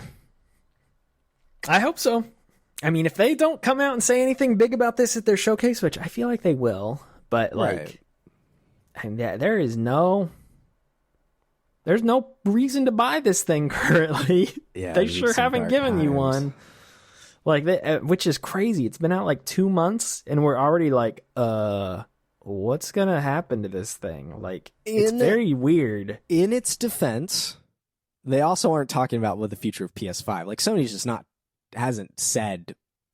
Yeah, which is why they need to have one of these showcase events. But absolutely. Still, like, it's not I'm not saying it's a good excuse, but at least Sony at least had a big old presentation before they released the PS5 hardware, though, and God of War and Spider-Man, and I guess PS5 was out by that time, but still, like they've shown things off. Like, they have not.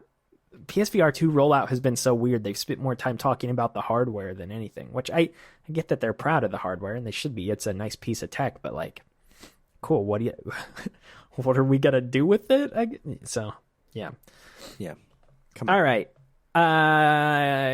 Ghost of Tsushima 2 will be announced to release in 2024. It will be titled Ghost of Blank and will take players to a new region of Japan, which is what the game will then be titled. So Ghost of... I don't know Japanese regions. But I don't think it'll be Ghost of Tsushima 2. I feel like we've traveled that whole island. So... we need to leave, go to a different island. We need to go somewhere else. Ghost of Tokyo. No, that's not a region. Right. Just have us run around a city. I feel like that would be a better naming convention. In all likelihood, it'll just be Ghost of Tsushima too. But because I guess you're still the Ghost of Tsushima. You hail from Tsushima. So I guess that makes sense. But they're going to have to go somewhere else. I don't know where. But okay. Ghost of the United States of America. Oh, they're going to pull an Assassin's Creed 3 all day. Yeah. I don't know how the timelines line up for that at all. I forget when Ghost of Tsushima takes place. I think 1400s. Yeah, something like that. Yeah.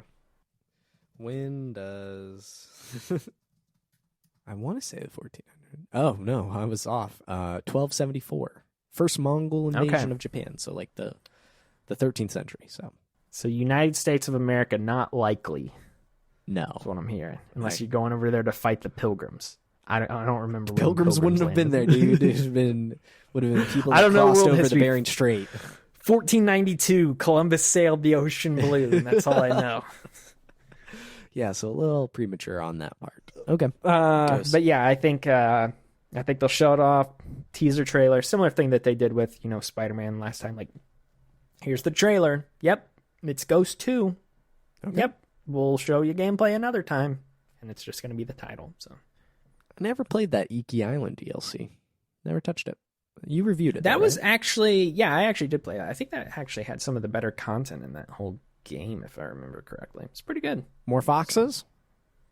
There were definitely more foxes. All right, well. Definitely more collectibles and more haikus and things, but one can hope. The storyline stuff was actually pretty good, I thought. All right. I have two, I think I'm going to go with, but I'm going to stick with me and what I would be known for. But earlier this year, they put out a new ad campaign, that PlayStation. And it was like breaking news around the world, and it showed these different scenes from different games. There was like a snowstorm for Ragnarok. And so you think they're going to announce an Uncharted game? Yep. I think the mysterious female explorer is going to be announced. I think this Uncharted game is the only game that's not identifiable in that ad campaign. I think that gets announced as an Uncharted. I don't know if that's Uncharted 5 or if that's... I was going to say... Uncharted colon. Let me ask you a couple of questions. Do you think that is Cassie Drake then? Yeah, that's the logical step. So yes, I do think they would continue the game that way. Who's making it is question number 2. I think it's the long rumored Sony San Diego. I think some people over there not making baseball games, and they're I don't know about that. That's been the rumor though, right? San Diego. Wasn't San Diego, or no, it was the visual arts studio, I guess, that was doing the remake of Last of Us, wasn't it? It was, yes. But I think that visual arts team was located out of San Diego as well, if I'm correct. I can't remember. I've always followed the rumor that Sony San Diego was the one behind it. I think it would be cool to see them do something besides the baseball. I think they made some PSN shooty game. I do recall that on PS4. Blood something, right? I can't remember. Sounds right. So here's this from last year. Sony is building a new development team in collaboration with its visual arts studio and Naughty Dog to make a AAA video game. Okay. Sony is building a new internal game dev team in partnership with visual arts, and the high visibility project is being developed in collaboration with Naughty Dog. Though currently unannounced, we have a clear vision and plan to release. So I think this could be Uncharted, but it sounds like they are just now working on it. So I don't know. Kill Strain was the game, by the way. Kill Strain, yeah. I knew it was something.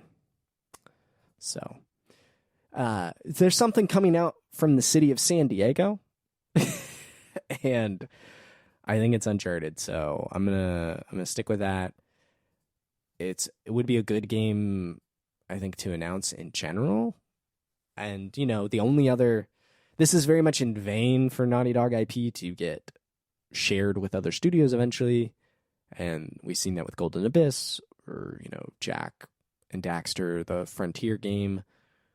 Not that the Frontier game in particular is very good, but I think a new Uncharted game from a new team could work rather well. So I think we see it. The mystery will be solved. Maybe she's looking for the Dial of Destiny, which is straight up the same device from Uncharted 3. Is it? All I'm saying is the Indiana Jones team played Uncharted 3. That's all I'm saying. There was a Dial of Destiny in that game? That's what the thing is that he puts his ring in. I forget what the Oh, device yeah, is I called. guess. The the Dial of same Destiny in exact the Harrison Ford Indiana Jones film seems like it's going to involve time travel, though, which is, I don't know about that. All We'll I'm see. saying, I don't know about like de-aging Mads Mikkelsen and Harrison Ford, particularly Harrison Ford because he's just so much older. But I saw that trailer again, like before Guardians of the Galaxy last night, and Mads Mikkelsen as a Indiana Jones villain is kind of perfect casting. And so I'm actually Are more you saying excited. Mads Mikkelsen looks like a Nazi? No, I'm saying he plays a great villain. And so I'm more excited to see his performance than I am to see Harrison Ford, huff and puff his way through this adventure.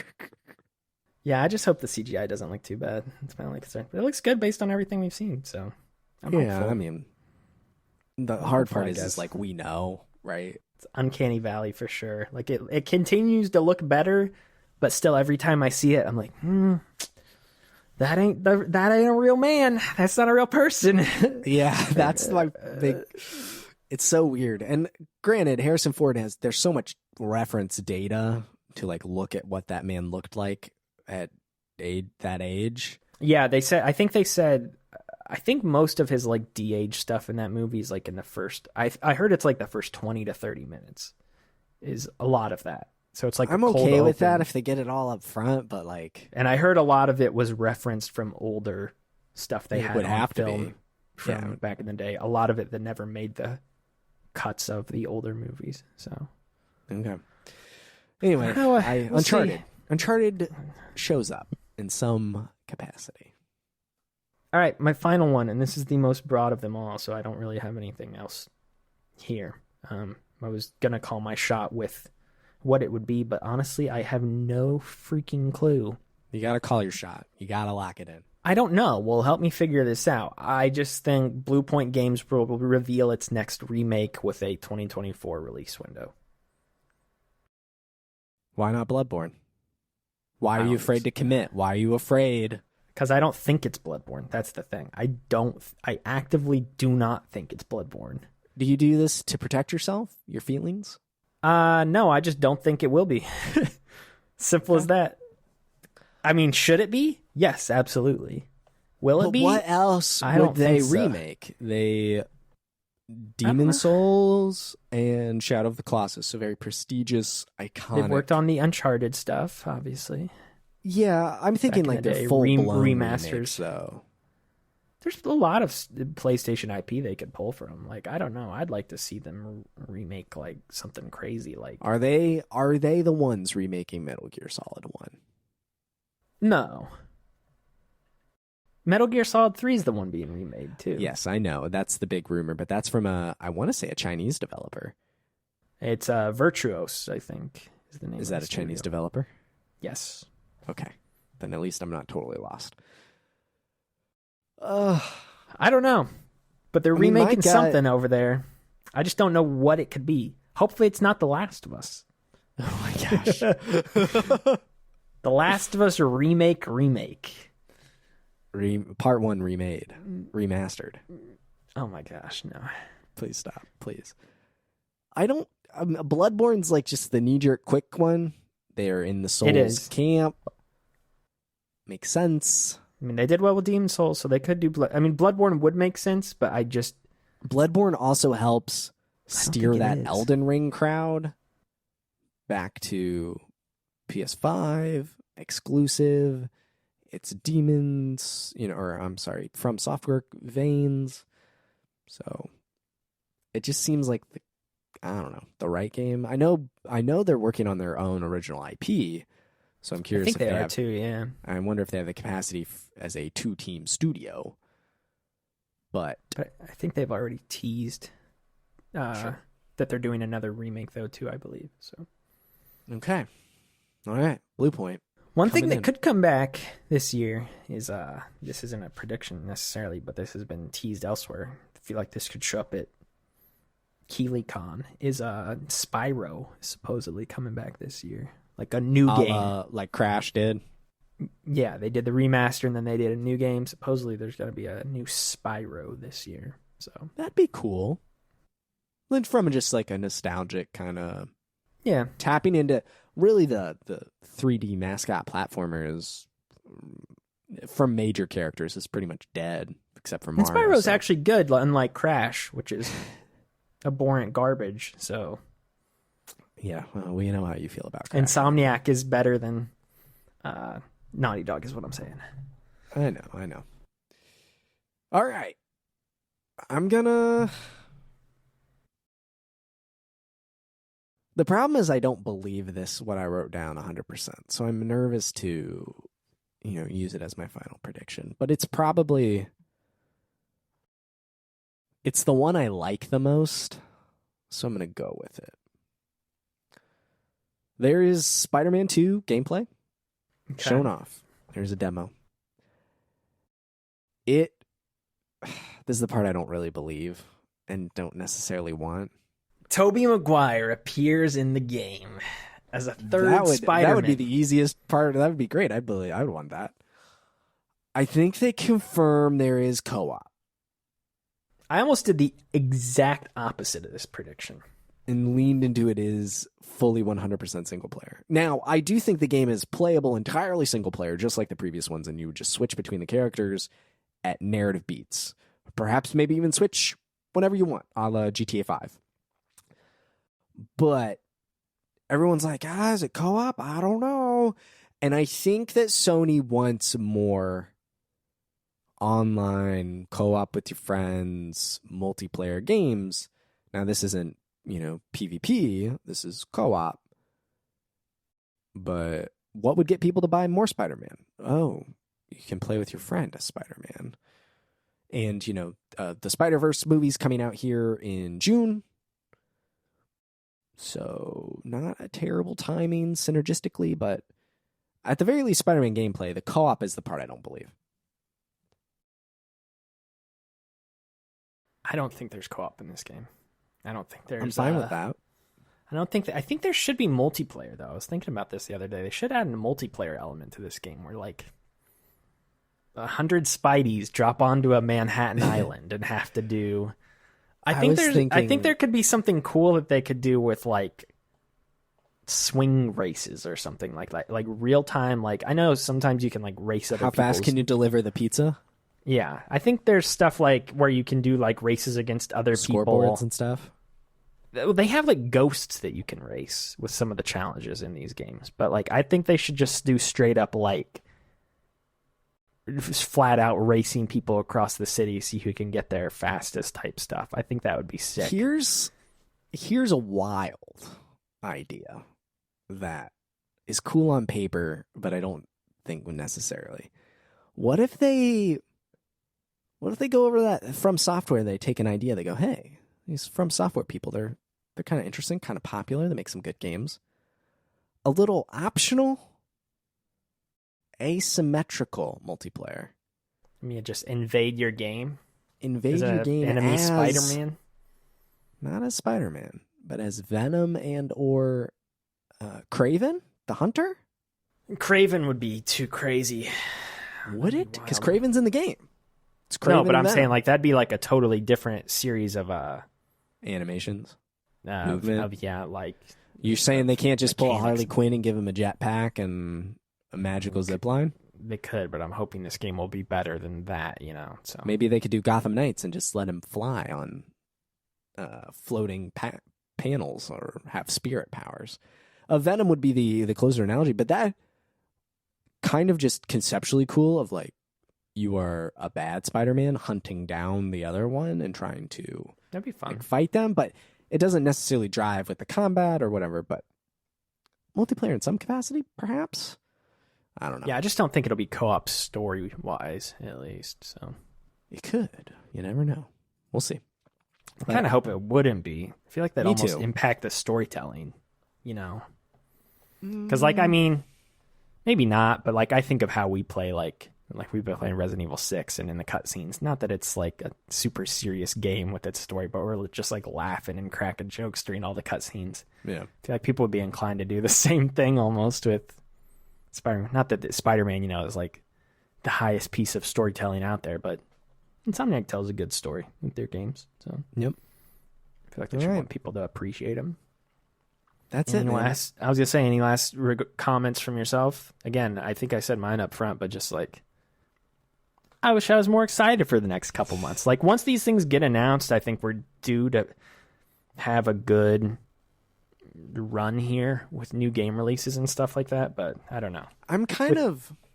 With the Switch life cycle petering out, and then Xbox continuing to trip on its face, and then PlayStation just straight up not announcing anything, we're in like a weird area where it's like, I don't know what to be excited about right now. Other than, obviously Spider-Man and certain things like that. But like looking further down the road, it's like, I don't know. I'm kind of okay with it. This not knowing right now. I'm hungry for news and knowing what the future holds.